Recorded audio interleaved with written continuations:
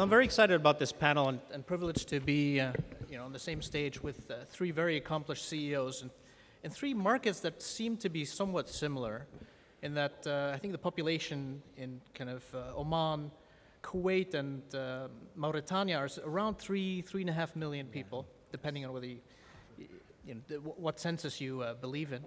However, the three markets couldn't be any different. If you think about Kuwait being one of the wealthiest countries on the planet with one of the highest GDP per capita, contrasted to Oman, which is slightly different. And the competitive environment is also very, very different. In the case of Ross Cormack, the CEO of Naras, he's competing with 6 other operators in his market, 6 operators, making it probably one of the more competitive markets in the Middle East and North Africa. And the panel today is about how do we keep essentially it's a happiness panel. How do we keep our customers happy? How do we keep them loyal? How do we retain them? How do we reduce churn? Now, to set the context before we jump into the loyalty subject, I wanted to ask each one of the CEOs to maybe introduce kind of the competitive challenges that they face in their markets, in a couple of minutes. Kind of what makes your country slightly different? What's the competitive context that you compete in? Maybe starting with Ross Cormack, again, CEO of Naras. Thank you, Andre, and good morning, everyone. It's wonderful to be part of the happiness panel. I think what makes Oman special in telecommunications is quite how bold the regulator has been in creating so much competition. As you've already mentioned, Andre, we've got 7 people you can buy mobile service from. We've got 2 full-service operators. We're the challenger operator. And the challenges for us are, of course, competition. We've got a fairly saturated market, although I have to say, happily, it's still growing.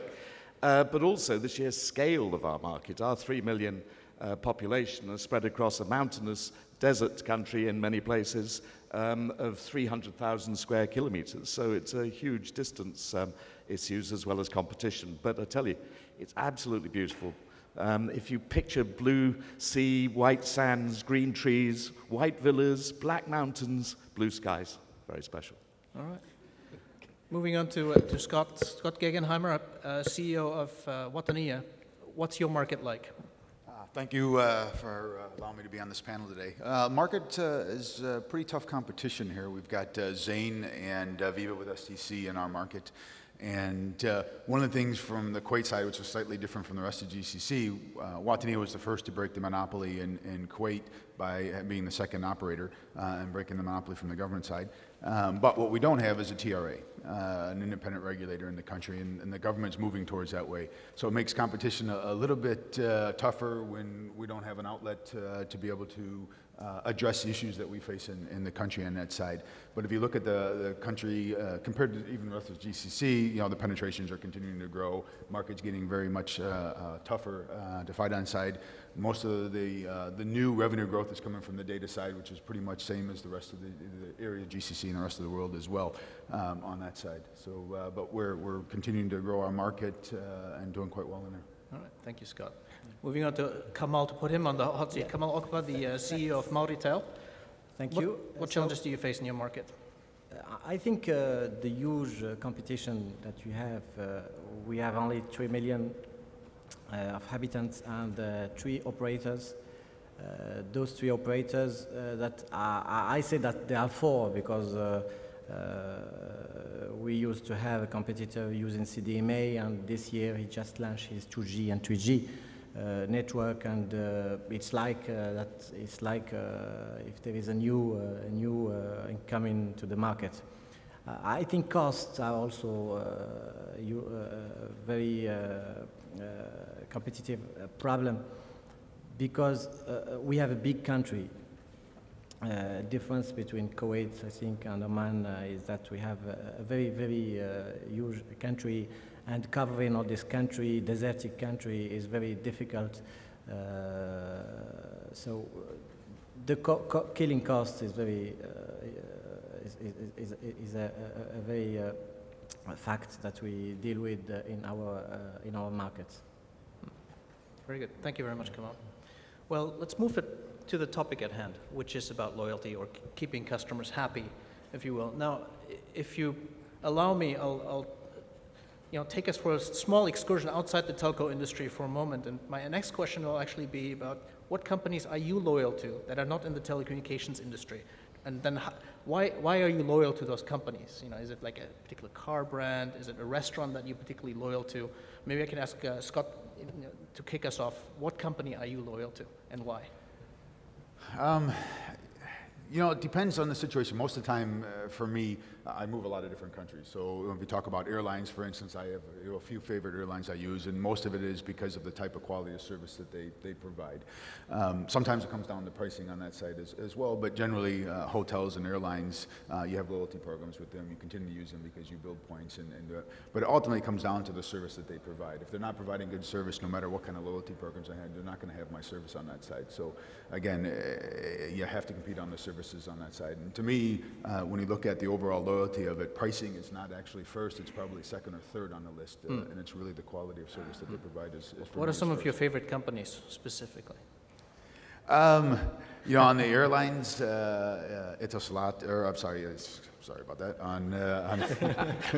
It's a very good airline. Yeah, exactly. It's been a long day. I should say, actually, my wife and I fly Qatar Airways quite a bit, but obviously the UAE airline is quite well itself on that side. On that. But again, one of the problems coming out of Kuwait, I would love to say I use the local airline, but the quality of service is not quite as good as some of the regional airplane players on that side. So if they continue to grow theirs and have better service, we could be able to do something with them. Moving on to Kamal, what's your favorite company that you are loyal to, or restaurant, or? So, a lot of company, but maybe I would just say not a company, but a town. So Marrakesh is a town that I love in Morocco, and why? Because each thing I want to do, I can do it there, and we can enjoy being with people from all categories. And there is something different. There is an availability of this town. So I think the town Marrakesh is something that I like. So it's a whole experience. I would think that you get at Marrakesh. You can live there you can spend a day with 10 dirhams in your pockets, or with 10 millions in your pocket. So something which is good. Yeah. For me, it would probably be closer to 10 dirhams than 10 million, but different story. Yeah. All right, Ross, same question to you. What brands are you loyal to? Yeah, I love that idea of Marrakesh. I would have to say Apple. I mean, I know many people in the room might say that, but I mean, I just love the way they keep coming back. The products have helped us in the telecoms industry do what we said we were going to do 15 years ago. Actually do what we said we could do then, but really do it now.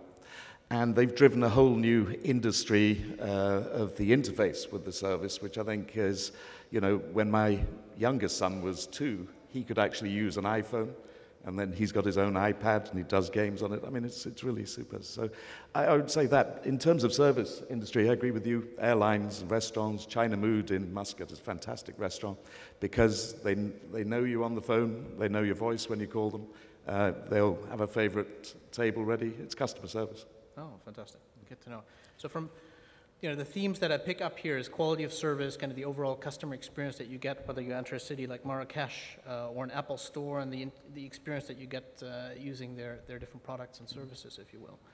Now, switching back to the telco industry, what are you doing at Naras, for example, to deliver the same kind of experience and the same kind of quality of service to your customers and keep them loyal? Of course, it's changed throughout the growth of the company. We've always encouraged people to be customer-focused, and we've always said that the customer experience is the most important single thing. So at every single touch point, we've tried to be different from other companies in the sector. We've tried to always give great service. How we've changed is we've started segmenting, getting to know groups of customers and providing different groups with offers. Originally it was just consumer and then business and then consumer business corporate, but now it's sliced and diced in many different ways. We started a loyalty scheme, which was originally for the high-value customers, the Elite Club, and that was by invitation. If you exceeded a certain amount of spend, you were invited to join that. You get all sorts of concierge services free. For instance, Platinum gets a free ride to the airport, for example. What we've done more recently with loyalty is to bring in loyalty points for everyone. So you can earn points as you're calling, and recently we've introduced one where you can earn points for calls longer than 5 minutes. And I have to say, more than half the base have now signed up for that loyalty program, and it's only been active for about 4 months. All right, very good. How about you, Scott? How about Watania? Yeah, from the customer experience side, really is a focus point for the company, and it has to be in order to be able to drive and continue to grow your business on that side. We've done a lot of things. One of the first things we really try to do is just independent testing and reviews. So when I first came in, we started doing mystery shopping to take a look at what are we doing in our shops, what is it from a customer's point perspective, brand surveys and customer action surveys to see where we're at, so we can bench ourselves so that we can in order to improve our quality of service that we give to our customers on site. When we talk about loyalty itself, yes, we have a loyalty program. It's one aspect inside of a whole customer experience and a whole product levels that we have. To me, having a loyalty project, again, it just sits on top of what your overall services that you're providing on their site. So no matter how good your loyalty program is, if you're not providing good customer service and giving what you want to, what the customers want, loyalty program is never going to work. So again, it's an added value that we give to our customers. We keep revamping it. We've had it for about 1.5 years. It is a point loyalty scheme. We've actually added in some other vendors with us that are not related to telco. So we have shopping centers, we have hotels that are involved in it so they can gain points on it, and we have loyalty programs with them, so that it takes a little bit more step forward than just purely giving points and redeeming them for the services that we have on our own network on that side. And that seems to be working quite well as well. Very interesting. Kamal, what does loyalty mean in Mauritania? So we don't have today a loyalty system that is implemented, but we are testing a system since July. But what I can say is, first, we are for the loyalty of the customer, we just try to get the service down first, because this is what the customer is, the expectation of the customer. So we take care about this customer, his experience, the experience that he have with our product. We take care also about the performance of our services, the performances of our services. And for loyalty, as I say, we implement a new system, and because today we have penetration more than 93% of penetration, and people have 3 devices on their pockets. So loyalty is very important at this moment, and the experience that we try in July show us that the customer is waiting for this kind of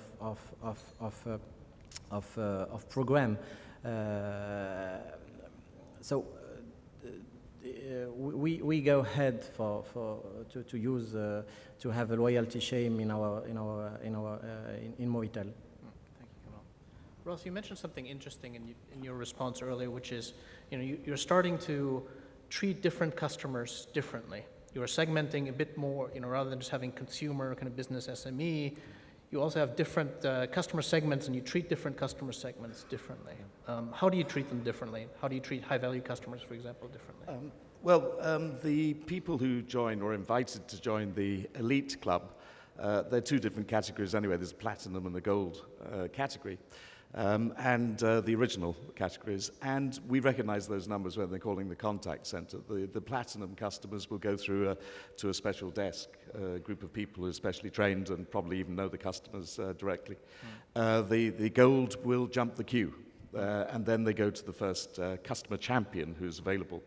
In the sales side, of course, we introduced account management very early on, and actually that's the point of contact for service as well as for any sales or any changes or any issues that a corporate or a business customer has. As we've gone into further understanding of our customers, we have been providing different offers, much more targeted offers. So we've been providing SMS-based suggestions of service for people to enjoy a greater experience, maybe special number calling to an international number, for instance. Okay. Scott, the same question for you. I mean, do you treat high-value customers differently, and do you have different, kind of tiers of customers? Sure, we have different tiers similar to Ross on this side. A couple of things. One of the problems, you really do have to look at the segmentation. You have to get in even a micro segmentation. Everyone's moving for that. It's very difficult to have, example, one prepaid for your whole market, because even the prepaid market, which is say 85% in Kuwait, inside that you could have 6 or 7 different tiers and types of ARPU customers on that side. So I know we were talking a little bit about the high ARPU side, but I want to focus a little on the low ARPU as well, and the ability to reach out and touch a segment. Let's say, for instance, 10,000 customers. It's not cost effective to go ahead and do something above the line and go billboards and something when you're talking a small segment. But you can go below the line, sending SMSs and bulk SMSs, such as if you notice, the customers that are using, let's say, more than 20 SMSs a day, can you do something that, unlimited SMSs for the day? And you can do a smaller segment for these guys to attack that market on there. And so we do a lot of things below the line. And one of the things also, the competition doesn't know exactly what we're doing. We're mixing it up. We're trying to give value back to our customer on that side. We do stuff on the high end, absolutely, as well on that side. Depends on how high of a level they are, but we have different levels on that side. A lot of it is retention tools that we use to keep them happy on that side. We have dedicated service lines for them. We have dedicated people that will call out and reach if they have any issues. One of the other things that we do from the customer service perspective is we're much more proactive as well. We've got some really good tools where, for instance, if a customer is trying to access the internet but doesn't have the right settings in the handset, we automatically know that. We can push off an SMS to him so he can update his handsets and move forward on that side. So the customer service level that we get, especially on the higher end, is much more dedicated to them for that. At Mauritel, Kamal, do you have also different treatment for different customer segments? If we differentiate between business and residential, I just take the prepaid customer in residential. We differentiate between them with the offer. We have many offers. Like unlimited numbers, like the one free hour, and we differentiate between them with with the user that they do, and we just target each one differently. We also categorize customers who roaming customers and customers who call international. So those kind of we just deal with the user that customers do with the mobile, and try to use SMS to increase the use that they have for the service that they like. Very good, very good. Now, the telecommunications industry sometimes has bad habits in that, to attract new customers, we're promoting the hell of our products and offering special offers, free internet for 6 months if you sign up for a new SIM. But our existing customers don't get the benefit of those special offers. So we're actually sometimes treating our existing customers worse than we're treating potential new customers. And that's not loyal of us, if you will. Are we changing that? I think so. I believe it's very important. You're right that there's nothing worse than knowing that you've been a customer of a company for X years and you watch all these new customers coming in and getting service that, frankly, you're the ones who paid for. So, we try and make sure that acquisition offers don't disturb, and if they are attractive for any groups of customers, we make them generally available as well. But I think we've even got worse habits. I think we talk about owning customers. I don't think we've got the right to own customers at all. I think we can earn the right to serve customers. Right. And I think that's a very different philosophy in terms of how you actually go out to market, and a very different relationship you build if you get yourself in the correct mindset. Right. No, I agree. Now, in some markets, and I think Kuwait is one of those markets, you have the phenomenon of multi-SIMs, where people have multiple SIMs, multiple phones, multiple phone numbers, and you actually have to earn the loyalty of your customer every single day or every single hour, where they're deciding whether to call with, say, a Wataniya number or with a Viva number in your market. How do you earn your customers' loyalty every single day? Again, it comes really down to the customer experience. Part of it is pricing, but the customer experience that they have, the ability to make phone calls easily, to be able to get the services that they want. You're right, there is a market. And I think if you look at the overall, the focus is starting to shift away from acquisition. And, in the past, in the years, everyone was trying to grow their market share and grow their subscriber base. And to be honest, going forward, I don't really look at the number of subscribers anymore. We look at the revenue and the value share of revenue. It's much more important than there. And if you start to look at churn and how to reduce this kind of stuff, one of the things you have to kind of break out the difference in the churn. You have your typical churn because the customer is using somebody else's service because either you're not providing good service or you don't have the quality or the pricing. And then there's the other typical services, or the churn that you're starting to see in the market, which is really people starting to use either the SIM cards as scratch cards. They're getting one because you have a new offer, and all of a sudden they pick it up for a month, they throw it out, and they pick up another one. And so you have lots of auto churn in the market. Right now, I would guess at least over 30% of the overall churn is actually auto churn on the market. And this really destroys value across the board. Everything from the commission that you're paying to the dealers to put this out, the cost of the number range, and all this kind of stuff. So it gets very, very expensive on that side. So again, when you try to talk about building loyalty on this side, a lot of it is the stuff that we do below the line with the market segmentation and giving off specific offers and being able to give them more value below the line as opposed to above the line. But we are focusing much more on the retention side, and really the growth is coming from the data and some of the new services, but overall it's more of a retention story than it is an acquisition story going forward for all the operators. Yeah. So to switch topics, Kamal, since Scott is bringing up the question of churn, what are the reasons why your customers are churning, and what do you do about it? I think customer churn, two things, two items, the price and the quality of service. So the procedure to manage complaint of the customer is very important. Because the customer just judge us with how we manage his complaint. So the customer service is very important, and we have an eye on our call center and for the complaint of customers. For the price, I think it's a market problem, and we just have a marketing department that deal with this and find the right offers that will give the customer the good price.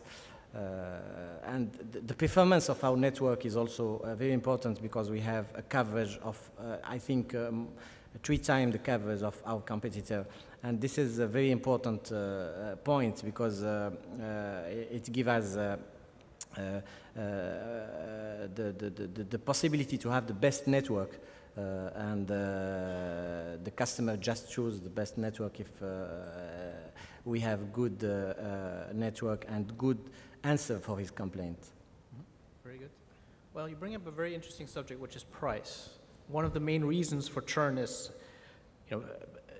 very competitive and lower prices offered by the competition. Now, oddly enough, I think the two of you are on the challenger side. You've been very successful, and actually, I think you've broken all kinds of records in the Middle East and North Africa in terms of capturing market share very, very quickly.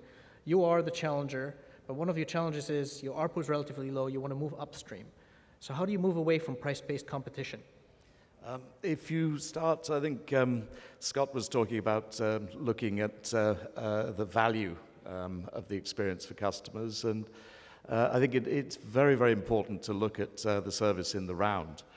Kamal's right, the network's got to be fine in the first place. So, you've got to start with the basic service working. But essentially, the whole experience has got to be something that really elevates the experience to ensuring the price is just one of those factors. Now, price has to be right as well, but price is right in a different way for different customers, and that's one of the things about segmentation. There's no point in giving a discount to someone who actually doesn't want a discount. They want better service, for example. So the difficulty is identifying those and getting to know your base. Now, the wonderful thing is that people actually take the trouble to tell you. Now, I'm a terrible customer because if I have terrible service, I leave that service. I rarely tell the provider. But I'm so grateful to the people who actually bothered to tell us the feedback. So, you both touched on this, getting the feedback, but also managing the change and then communicating the change to customers helps. In other words, where somebody says we don't have coverage there and then you provide it there, send them an SMS and say, try it now, it's switched on. And see the delight in their faces. The price becomes much less an issue if you're paying that sort of detailed attention to customers. Is there something innovative you've done in your market? I think one of the things that we've done that was quite clever was to create a youth brand where it's not particularly sold on price, it's sold on community. Oh. And we don't go and advertise it, the customers advertise it to each other. So they tell each other the attributes they like about it, and they come and invite their friends to join, who, as when we go through the database, it seems that these new customers enjoyed as well. We've doubled the customer base in the first 6 months of this year on customers telling other customers. Oh, fantastic. How about you, Scott? How do you move away from price-based competition to increase your ARPU? It's a difficult situation. I mean, I actually try to be very careful on what we're doing on the pricing side. I don't want to be on billboards and pricing, for instance, because it can only lead to pure price competition where you're matching up one against one, and the only way to go from there is to keep continuing to drop your pricing, and it's a downward spiral on that. So it's a difficult situation on that side. What we've done in our case, in Watania specifically, we've segmented the market quite a bit. For instance, I've got 3 or 4 offers on the prepaid, which our competition only has one. So when you start to look at the overall pricing levels, I have many touch points that maybe are lower than my competition, but if you look at the overall pricing level, I'm actually slightly higher than my competition on that side. But then we have to look at what's reality and what's the perception of it. And the perception in the market right now is I'm actually cheaper in the market. Mainly because I do a lot of the micro-segmentation, and we have specific offers that we give our customers that maybe give them more value for their money, okay? But it's not generally across the whole board on that side. So we have to focus on other things than purely price. When you look at some of the markets research that we do as well, and we came back to this earlier, is that pricing is really not the first determinant of who they're going to select. There are a select group, you know, whether it's 10, 20% of your base that are always going to be so price sensitive that whoever's the cheapest they're going to go to. But your majority of your base is really looking for the customer service, the network quality, and this kind of stuff, and pricing is not always the first thing that they drive to. You have to be competitive, though, so you can't turn around and be 30, 40, 50% higher than your competition. But you don't have to be in a price war matching up one against one and continue to drive the pricing down like that. So we tend to stay away from that. All right, very good. I think in Kuwait you have a certain luxury that, say, in Mauritania, Kamal might not have.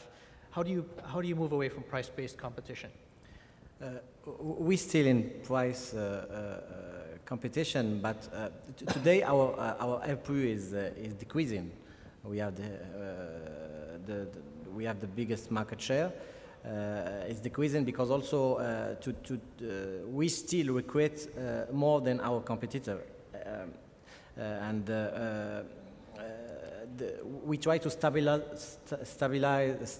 make it stable, to make the ARPU stable. It's slow, it decreases slowly, but we increase our prepaid database with more than 18% since the beginning of this year. Today, the use of mobile is very simple. So the customer is more awareness about the use, and the customer is also very aware about the price that he should do on the product that he should buy. So he look today for performance. He look for a quick internet access. He look for offer that will give him the service that he just need. So our marketing department just try to target different kind of customer and we try also to be very clear to our customer with a lot of operation in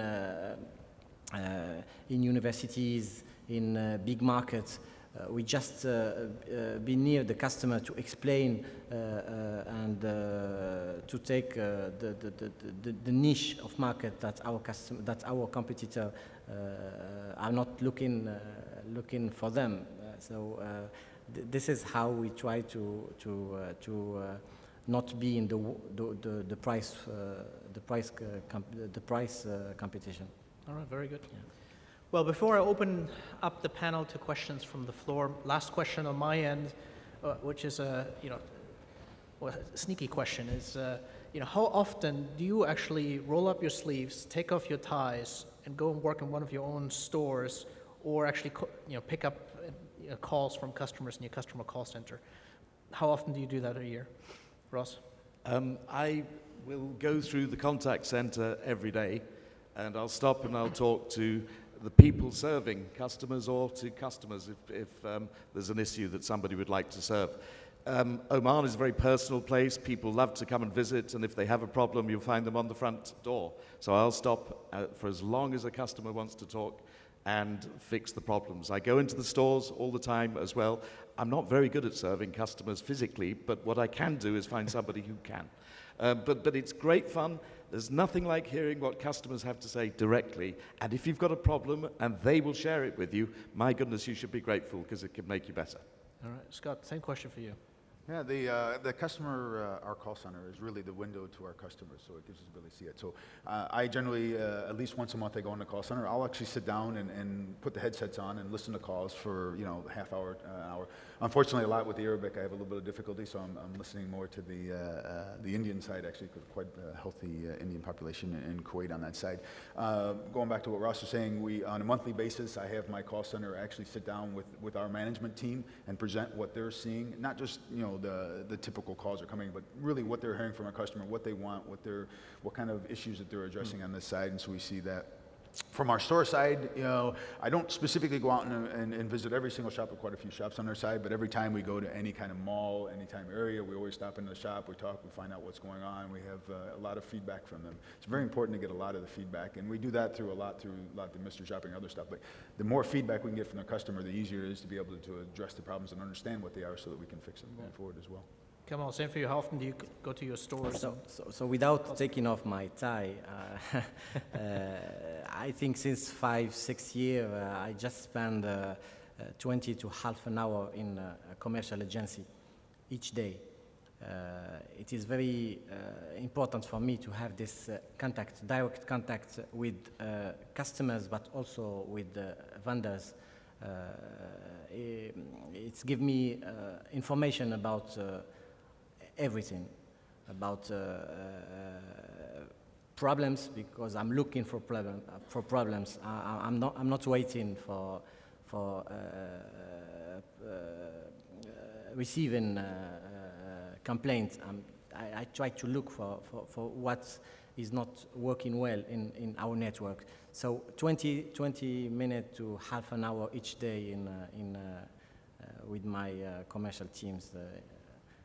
Very good, very good. It sounds like our CEOs here are truly chief happiness officers, if you will, who take a hands-on approach and try to interact with their customers on a regular basis. Having said that, let me open it up to questions from the floor. Let's see who has a question.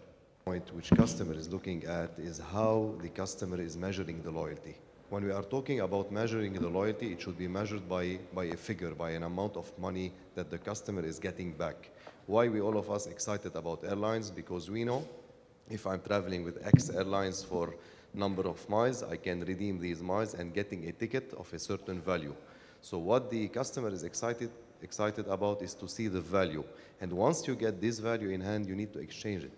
And I believe at Etisalat they did a fantastic job by having an excellent loyalty system, and they have a shop where you can go and redeem your points and get something physical as a gift or DVDs or whatever item you'd like to redeem your point. And your question? So this is not a question, just a comment for operators how to enhance their loyalty system and, you know, like to get the loyalty to be measurable. All right, okay. Well, maybe I'll turn it into questions. So how do you measure loyalty? Is it just the ARPU that you get from customers, or what are some of the other things that you track? Well, I think it's a very good point. I think making the customer feel welcome, making sure that they know how much loyalty that they've earned. But we measure the length of time people have been with us. We certainly measure ARPU. We also try and do the analysis not just by SIM, but by identity number, because of course many people buy SIMs for many people's usage, and then of course you've got large families, you've got small businesses and so forth, and so you're trying to sort out who's who in that, but trying to make people, trying to understand who your really loyal customers are is actually quite a complicated business. You can test loyal SIMs, you can test loyal IDs, but in fact then there are other sort of dynamics that go on. But I think the most important thing for us is sharing with the customer how much we value them. And we do that in a number of ways. In the loyalty one, though, we tell them how many points they've got. We also allow them to redeem them by SMS, USSD. All right. A question back there. The gentleman from JP Morgan, I think. Thank you. It's Christian from your employees, the customer rep, to really act on customer reward and retention, because often that employee is at the forefront and has to make a decision right here and there. So what are the tools and what is the empowerment you give to your employees? And the second question would be around the accounting you use for your reward systems, in the sense of, do you basically deduct this over the life of a customer, expected lifetime of a customer, or how are you offsetting your accounts for this? Thank you. All right. Actually, a question back to the gentleman from JP Morgan. I wonder how And to the CRM, customer relationship management system, and give a view of a very detailed of each customer and the use that he do with the device, when he charge his account, when he call, the time that he call, when he just send SMS or just beep, as we say. So there are a lot of tools today that are used and connect directly to the platform, and can also directly give the reward that we want to give to the customer, inject it in the platform, and it is very impressive. And you can just after finishing international communication, you can send an SMS to the customer and tell him you just win 1 hour on net communication, and you can send it with the name of the customer. We can tell him their customer, you just win. So there are today many tools that help do this segmentation and targeting the right customer. All right, very good. Well, I think we have time for maybe one more question. Back there. Hi, Ben Flanagan from The National.